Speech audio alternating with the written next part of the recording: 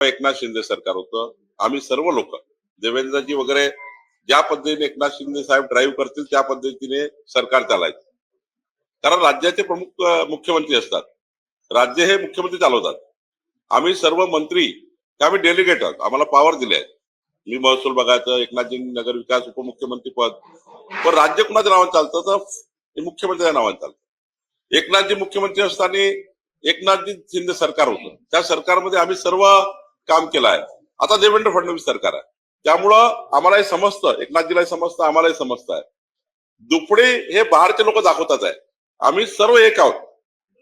एकनाथजी, देवेंद्रजी, अजितदादाचं सरकार एकत्र सरकार आहे आणि काहीतरी तुम्ही संभ्रम तयार व्हावा याकरता विरोधी पक्ष या ठिकाणी काही ना काही कृत्या काढताय.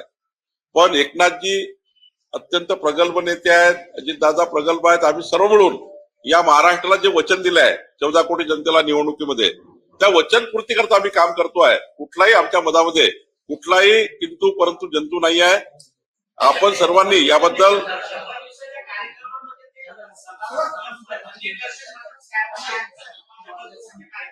आहे ना, ते करेल ना. निविदेमध्ये काही तांत्रिक चुका असतील, अडचणी असतील, काही टेक्निकल अडचणी असतात, म्हणून निविदा रद्द होतात. अशा निविदा रद्द होत नाही.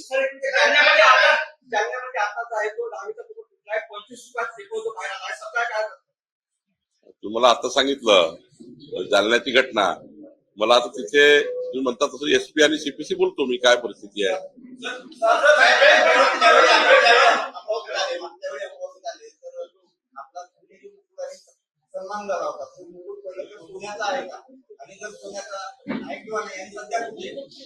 अरे पितळाचा बाबा असं का करता.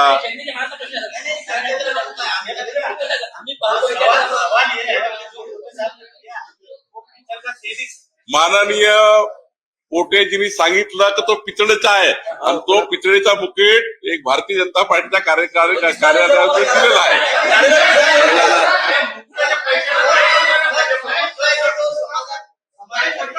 ज्याला मी सांगितलं ना, तो पार्टी कार्यालयामध्ये जसा तसा ठेवलेला आहे. तुम्ही असाल तर पाहू शकता जाऊ. आता दुपारच्या जेवणात महाराष्ट्र शाळांमध्ये अंडी देण्याचा निर्णय सरकारने घेतलेला आहे. मला तो निर्णय बघावा लागला तर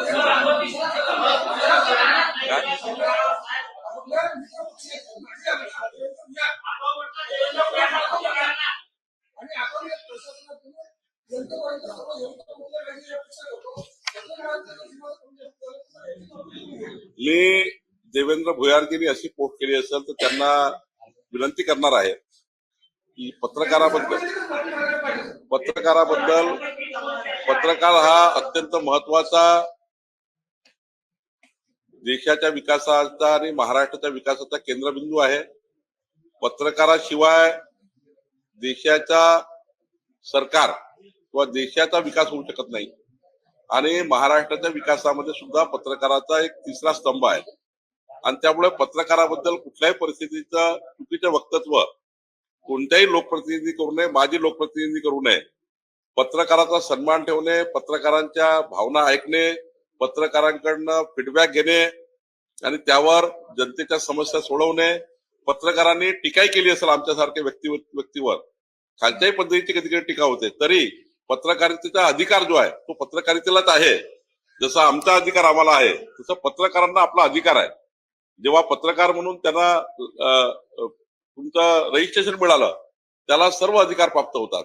आणि त्यामुळे पत्रकारितेवर टीका होणे हे मला तर मान्य नाही आहे आणि कोणी करू नये.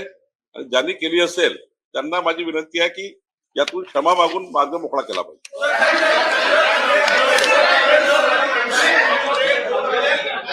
शिवराजी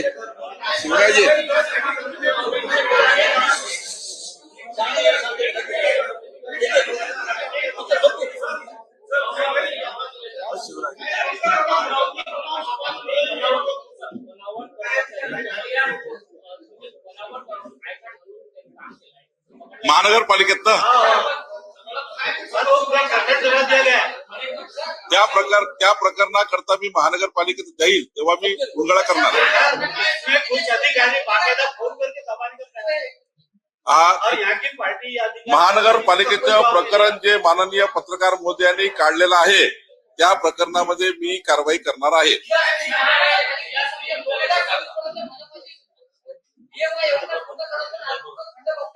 मी आज आढावा घेणार आहे. महानगरपालिकेत चाललो आहे मी.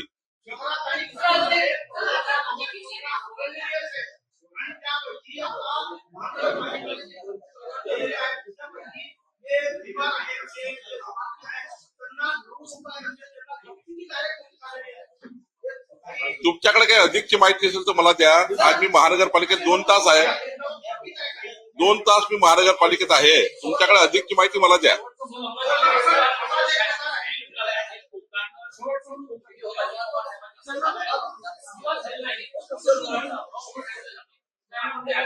त्याची बैठक मी घेतो. आज संध्याकाळी बैठक घेतो.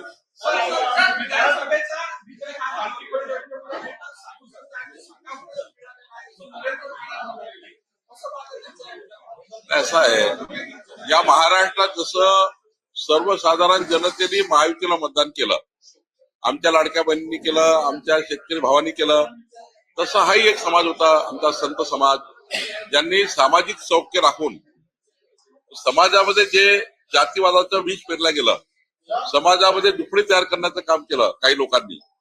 समाज हा एकत्रित असला पाहिजे, समाज हा एकसंघ असला पाहिजे, समाज हा मतदानाकडे दूर जाऊ नये, मतदानाकडे गेला पाहिजे, याकरता मोठी भूमिका संत समाजाने घेतलेली आहे. आता असं नाही की संत समाजाने काही आमचं त्या ठिकाणी महायुती, संत समाजाने एक सामाजिक सौख्य राखण्याचं काम केलं आणि जे काही अशांत वातावरण मोठ्या प्रमाणात महाराष्ट्राच्या संस्कृतीला न शोभणारं, महाराष्ट्राच्या संस्कृतीला न शोभणारं अशांत वातावरण काही समाजविरोधी लोकांनी केलं होतं, ते वातावरण शांत करण्याचं काम संत समाजाने केलं आहे हे मात्र नक्की आहे. आणि सर्वच समाजाचे संत त्या ठिकाणी निवडणुकीच्या पवित्र या कामामध्ये सर्वांनीच एकत्रितपणे मतदान केलं पाहिजे असे आवाहनही संत समाजाने केले. याचा अर्थ असा नाही की संत समाजाने त्याचं संत समाजाने तर हिंदू संस्कृती, विरासत आणि आपले संस्कार टिकले पाहिजे आणि महाराष्ट्राची अशांत वातावरण राहू नये, समाजामध्ये दुफळी होऊ नये, याकरता मोठं कार्य केलं आहे.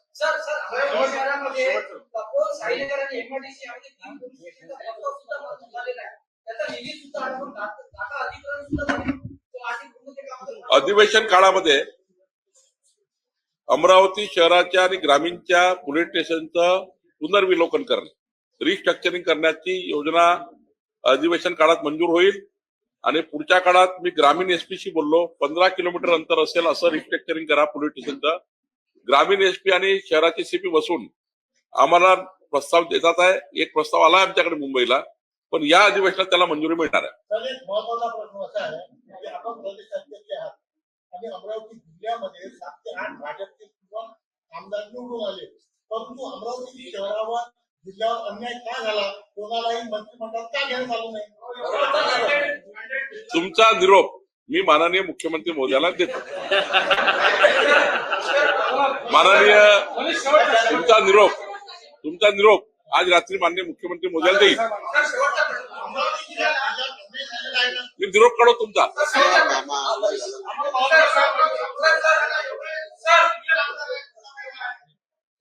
मी आपल्या भावना मुख्यमंत्री महोदयाला कळवतो.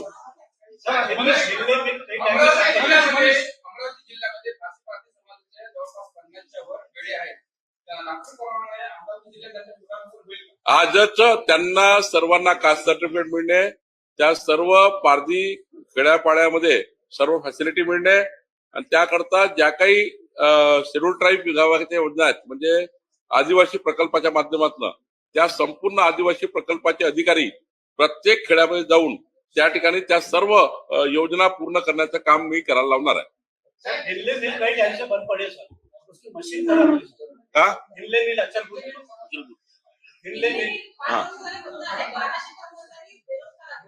त्याच्याबद्दल सुद्धा मी दिल्लीला बैठक लावणार आहे. मी केंद्रामध्ये जाऊन त्याची बैठक लावणार आहे.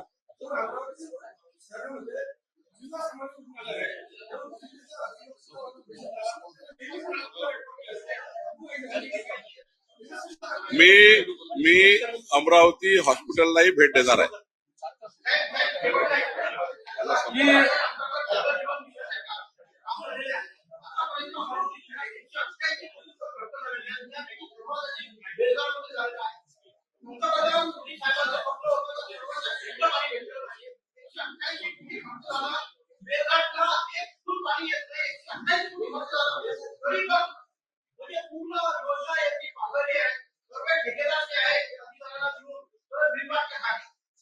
जिल्हा परिषद मध्ये आज अमृत योजनेचा आढावा आहे,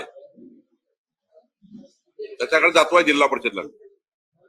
आणि तुमच्याकडे जे काही प्रश्न असतील, माझी विनंती आहे अमरावतीचे सर्व पत्रकार महोदयाला आहे, माझा तुमच्याकडे जे काही तुम्हाला अति महत्वाचे प्रश्न वाटतात ते माझ्या 90 49 40 40 40 या व्हॉट्सअपवर तुम्ही पाठवा. आम्ही तुम्ही दखल घेतलेल्या कामाची आम्ही दखल घेऊ. 90 49 40 40 40 या नंबरवर पाठवा, म्हणजे तुम्ही जे काही दखल घेतली आहे त्यावर मी काम करेन.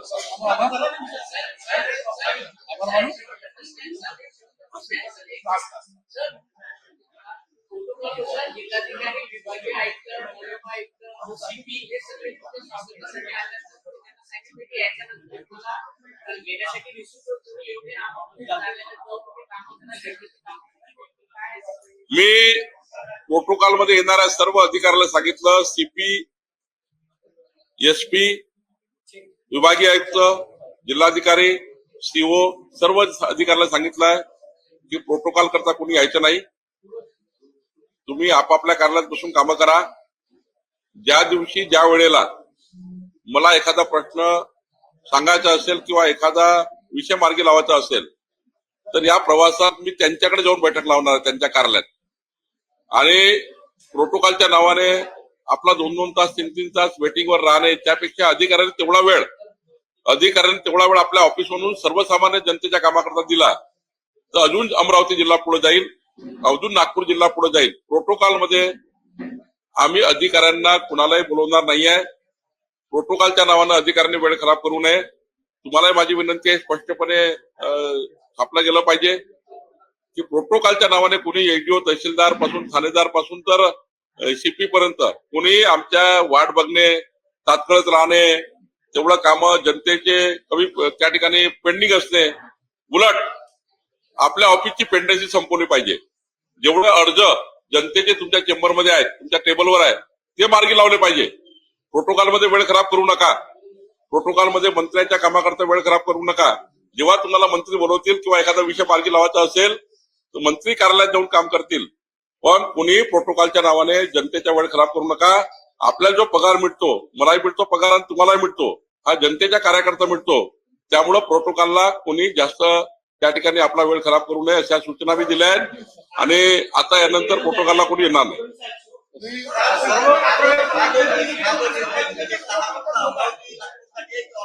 मी माझ्या खात्यामध्ये निर्णय घेतलाय. माझ्याकरता हा निर्णय महत्वाचा आहे म्हणून मी घेतला आहे. बाकी निर्णय घेतील.